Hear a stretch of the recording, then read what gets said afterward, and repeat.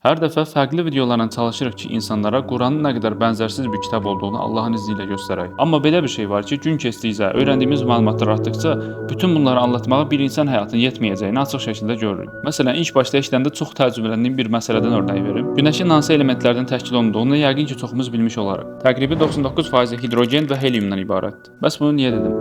Günəşin 99% hidrogen və heliumdan ibarət olduğunu Quranda bəzi hərflərin sadəcə işləndiyi yerdən açıq şəkildə anlamaq olur. Bir sura var ki, adı Şəmsdir. Şəmsin mənası bizim dilə tərcümə olunduqda günəş deməkdir.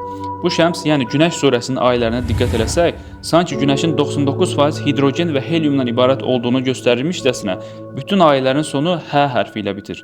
Baxın, bir ayəsi və ya 5 ayəsi demirəm. Bu surənin bütün ayələri H hərfi ilə bitir. Və Şəms və duhahə vəl-qamər izə tələhə vən-nəhər izə cəlləhə vəl-leylə izə yəğşəhə.